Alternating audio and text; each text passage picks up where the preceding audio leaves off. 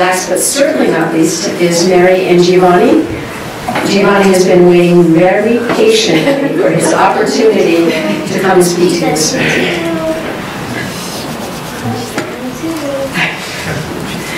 I met Mary last week. I visited her and just to talk a little bit about what she might say today. And what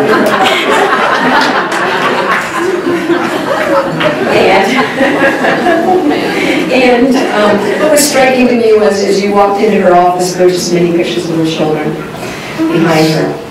Always behind me.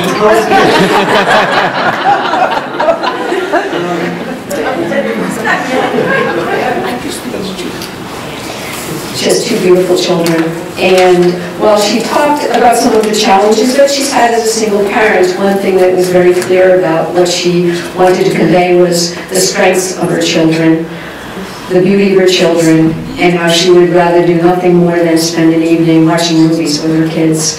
When asking her, how do you take care of yourself? How do you make sure that your needs are met? She said, I would rather stay home with my kids, watching a movie, enjoying them, than pretty much anything else.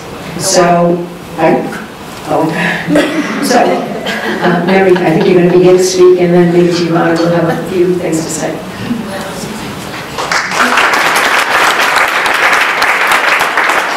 She also enjoys watching New Girl, everybody.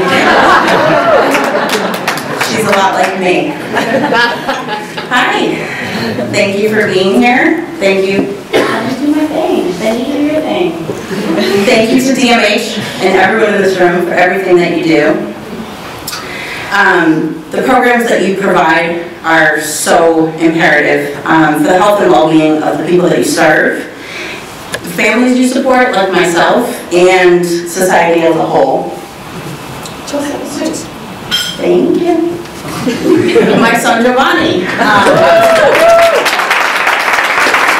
was going to bring him up at the end, but as usual, he makes his own entrance in the world.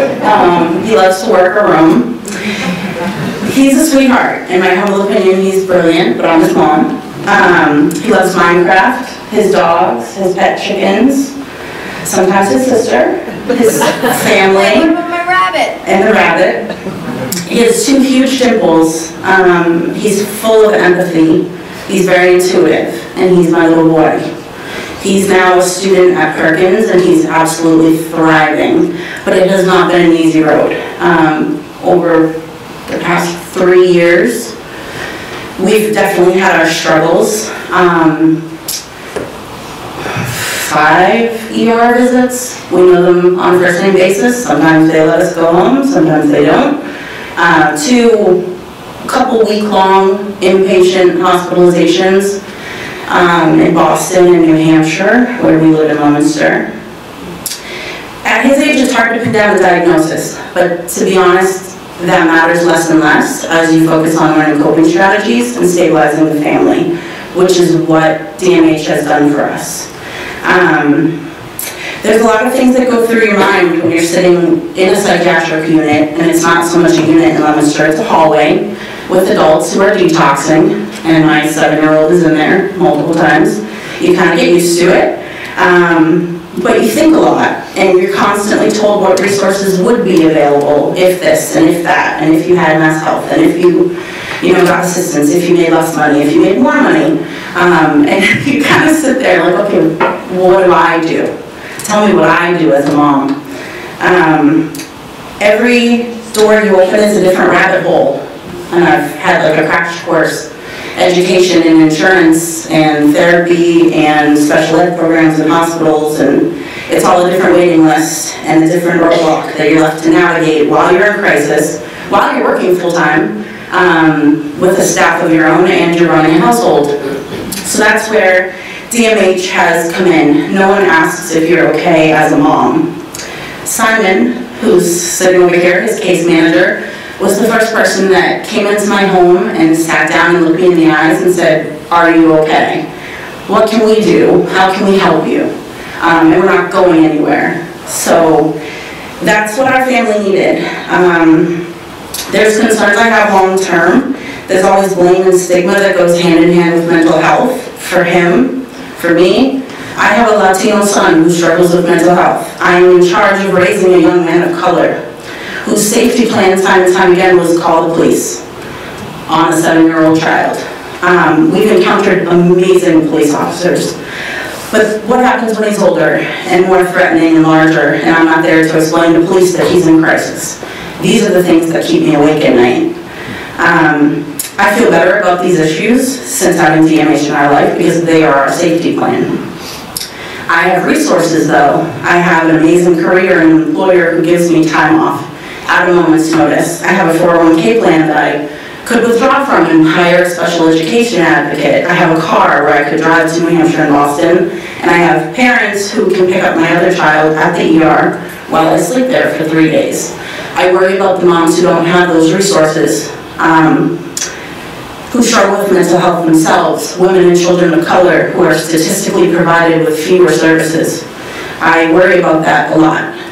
So that's why these resources and support systems are so important, because if you remove one piece of this partnership we've been talking about, the whole house of cards crumbles. And sometimes we're this close anyway. So often I've sat and watched the news while we waited in the hospital, and news stories like Parkland. Everyone blames the mom and wonders, why didn't she know? Why didn't she notice? Why didn't she get them help? Why didn't she save all of us? And I've sat in that crisis room at the ER that they have that no one really knows about, where they tell us, insurance won't cover it, we wish we could help. And I think maybe the mom tried. Maybe the mom screamed and begged and cried for help and nobody listened. Because resources just aren't available. You all work so hard, but there's sometimes a limit on resources. There needs to be more. It's not easy as a mother who loves their child to admit that they're worried their child could be violent and needs help. And we need people who listen, and the Department of Mental Health are the first people who have listened. So thank you for that. I believe it saved our family. We've received critical services through DMH and Luck Continuum, at-home therapy 4 times a week, therapeutic mentor to take him hiking and fishing and play Nerf gun battles, which was his favorite, family therapy for his sister and myself, 24-hour support in good times and bad, and participation in Trek, where he goes kayaking, rock climbing, and horseback riding. These services are the bread and butter, literally, that stabilized our family and need continued support. Case managers from DMH and Continuum, like Simon and Lee is here as well, have come to IEP meetings with us. They've toured schools. They've been in my home. They've formed a partnership so that we have a team of people who show up and advocate for Giovanni every time, and we cannot thank you enough. I know it's exhausting what all of you do, but it's not thankless. There's beauty in it too, and there's success stories in it too. With that, Joa, come on up.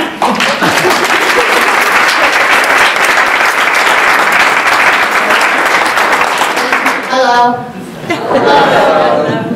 I like food.